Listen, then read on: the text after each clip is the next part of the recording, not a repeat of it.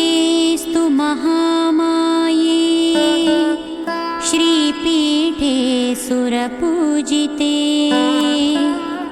शङ्खचक्रगदाहस्ते महालक्ष्मी नमोऽस्तु ते।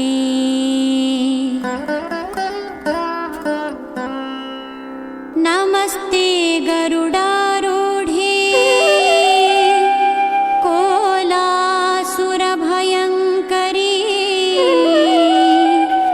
सर्वपापहरे देवी महालक्ष्मी नमोऽस्तु ते। सर्वज्ञे सर्ववरदे सर्वदुष्टभयङ्करी सर्वदुःखहरे देवी महालक्ष्मी नमोऽस्तु ते। सिद्धिबुद्धिप्रदे देवी भुक्तिमुक्तिप्रदायिनी मन्त्रमूर्ते सदा देवी महालक्ष्मी नमोऽस्तु ते। आद्यन्तरहिते देवी आदिशक्ति महेश्वरी योगजे योगसम्भूते महालक्ष्मी नमोऽस्तु ते। स्थूलसूक्ष्ममहारौद्रे महाशक्ति महोदरे महापापहरे देवी महालक्ष्मी नमोऽस्तु ते। पद्मासनस्थिते देवी परब्रह्मस्वरूपिणी परमेशी जगन्मातः महालक्ष्मी नमोऽस्तु ते। श्वेताम्बरधरे देवी नानालङ्कारभूषिते जगत्स्थिते जगन्मातः महालक्ष्मी नमोऽस्तु ते। महालक्ष्म्यष्टकं स्तोत्रं यः पठेत् भक्तिमान् नरः सर्वसिद्धिमवाप्नोति राज्यं प्राप्नोति सर्वदा। एककाले पठेन्नित्यं महापापविनाशनं द्विकालं यः पठेन्नित्यं धनधान्यसमन्वितः त्रिकालं यः पठेन्नित्यं महाशत्रुविनाशनं महालक्ष्मीर्भवेन्नित्यं प्रसन्ना वरदा शुभा। ॐ श्री महालक्ष्म्यै नमः।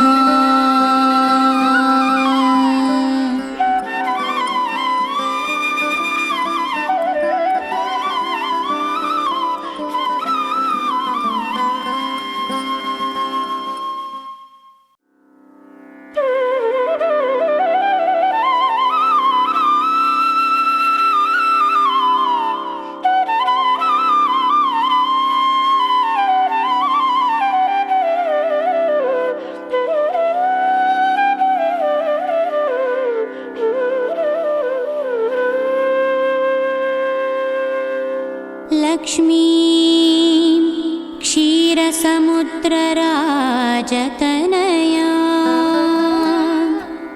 श्रीरङ्गदामेश्वरी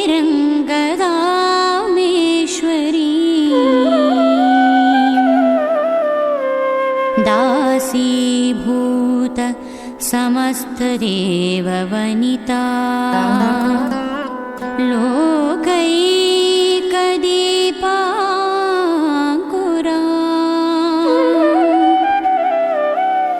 श्रीमन्मन्दकटाक्षलब्धविभवा ब्रह्मेन्द्र गङ्गाधरम् त्रैलोक्य कुटुम्बिनी सरसिजा वन्दे मुकुन्द प्रिया।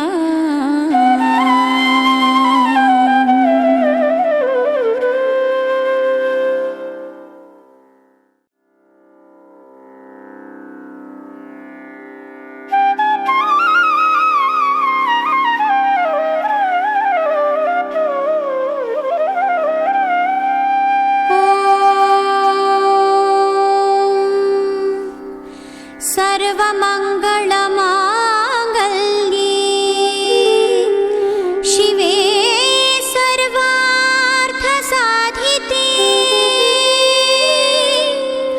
शरण्ये त्र्यम्बके देवी नारायणी नमोऽस्तुते नारायणी नमोऽस्तुते।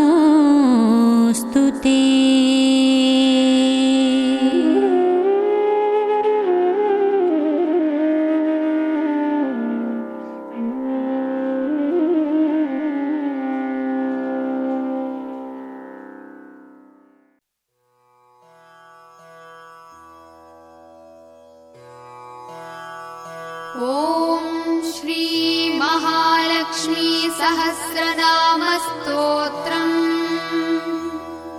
श्री गुरुभ्यो नमः। हरिः ॐ। नाम्नां साष्टसहस्रं च ब्रूहि गार्ग्य महामते। महालक्ष्म्या महादेव्या भुक्तिमुक्त्यर्थसिद्धये। गार्ग्य उवाच सनत्कुमारमासीनम् द्वादशादित्यसन्निभम् अपृच्छन् योगिनो भक्त्या योगिनामर्थसिद्धये। सर्वलौकिककर्मभ्यो विमुक्तानां हिताय वै भुक्तिमुक्तिप्रदं जप्यमनुब्रूहि दयानिधे। सनत्कुमार भगवन् सर्वज्ञोऽसि विशेषतः आस्तिक्यसिद्धये नृणाम् क्षिप्रधर्मार्थसाधनम्। खिद्यन्ति मानवाः सर्वे धनाभावेन केवलम् सिद्ध्यन्ति धनिनोऽन्यस्य नैव धर्मार्थकामदाः। दारिद्र्यध्वंसिनी नाम केन विद्या प्रकीर्तिता केन वा ब्रह्मविद्यापि केन मृत्युविनाशिनी। सर्वानां सारभूतैका विद्यानां केन कीर्तिता प्रत्यक्षसिद्धिदा ब्रह्मन् तामाचक्ष्वदयानिधे। सनत्कुमार उवाच साधु पृष्टं महाभागैः सर्वलोकहितैषिभिः महतामेष धर्मश्च नान्येषामिति मे मतिः। ब्रह्म विष्णु महादेव महेन्द्रादिमहात्मभिः सम्प्रोक्तं कथयाम्यद्य लक्ष्मीनामसहस्रकम् यस्योच्चारणमात्रेण दारिद्र्यान्मुच्यते नरः किं पुनस्तज्जपाज्जापि सर्वेष्टार्थानवाप्नुयात् अथ न्यासः अस्य श्रीलक्ष्मी दिव्यसहस्रनामस्तोत्रमहामन्त्रस्य ब्रह्मविष्णुमहादेव महेन्द्रादिमहात्मनो महर्षयः अनुष्टुप्छन्दः विष्णुमहाशक्तिर्महालक्ष्मी परादेवता श्रीमहालक्ष्मी प्रसादद्वारा सर्वेष्टार्थसिद्ध्यर्थे जपे विनियोगः क्रौमित्यादि षडङ्गन्यासः ध्यानम्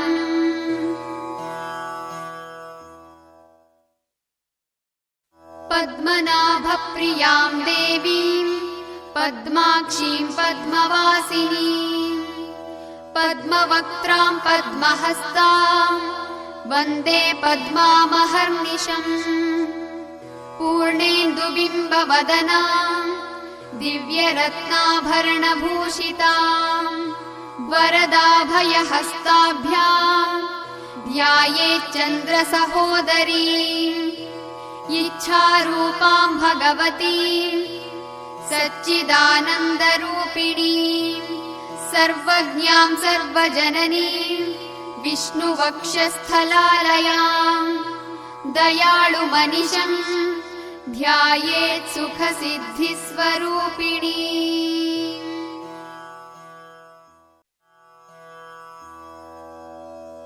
सनत्कुमार उवाच एवं स्तुत्वा महालक्ष्मी ब्रह्मरुद्रादिभिः सुरैः नमद्भिरार्तैर्दीनैश्च निःसत्त्वैर्भोगवर्जितैः ज्येष्ठाजुष्टैश्च निःश्रीकैः संसारात् स्वपरायणैः विष्णुपत्नी ददौ तेषां दर्शनं दृष्टितर्पणम् शरत्पूर्णेन्दुकोट्याभा धवलापाङ्गवीक्षणैः सर्वान् सत्त्वसमाविष्टां चक्रे हृष्टा वरं ददौ।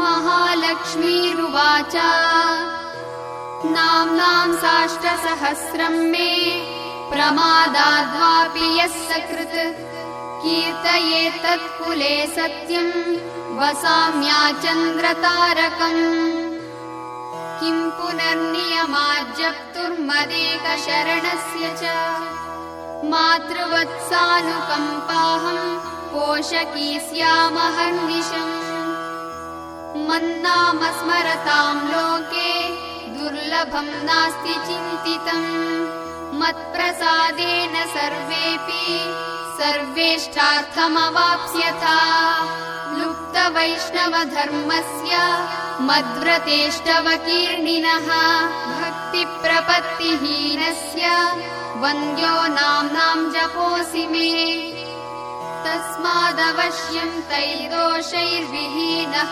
पापवर्जितः जपेत् साष्टसहस्रं मे नाम्नां प्रत्यहमादरात् साक्षादलक्ष्मीपुत्रोऽपि दुर्भाग्योऽप्यलसोऽपि वा अप्रयत्नोऽपि मूढोऽपि विकलः पतितोऽपि च अवश्यं प्राप्नुयाद्भाग्यं मत्प्रसादेन केवलम् स्पृहेयमचिराद्देवाः वरदानावजापिनः ददामि सर्वमिष्टार्थं लक्ष्मीति स्मरतां ध्रुवम्। सनत्कुमार उवाच इत्युक्त्वान्तर्दधे लक्ष्मी वैष्णवी भगवत्कला इष्टापूर्तं च सुकृतं भागधेयं च चिन्तितम् स्वं स्वं स्थानं च भोगं च विजयं लेभिरे सुराः तदेतत् प्रवदाम्यद्य लक्ष्मी नाम सहस्रकम् योगिनः पठत क्षिप्रम् चिन्तितार्थानवाप्स्यथ। गार्ग्य उवाच सनत्कुमार योगीन्द्र इत्युक्त्वा स दयानिधिः अनुग्रह्य ययौ क्षिप्रम् तांश्च 12 योगिनः। तस्मादेतद्रहस्यम् च गोप्यम् जाप्यम् प्रयत्नतः 8म्याम् च 14 9म्याम् भृगुवासरे पौर्णमास्याममायाम् च पर्वकाले विशेषतः जपेद्वा नित्यकार्येषु सर्वान् कामानवाप्नुयात्। इति श्रीस्कान्दपुराणे सनत्कुमारसंहितायाम् श्रीलक्ष्मीसहस्रनामस्तोत्रम् सम्पूर्णम्। ॐ तत्सत्।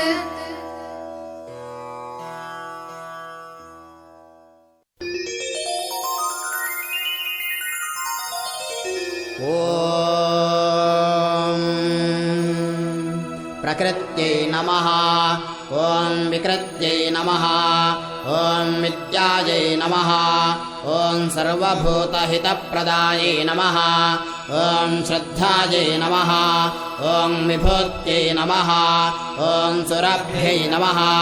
ॐ परमात्मिकायै नमः। ॐ वाचे नमः।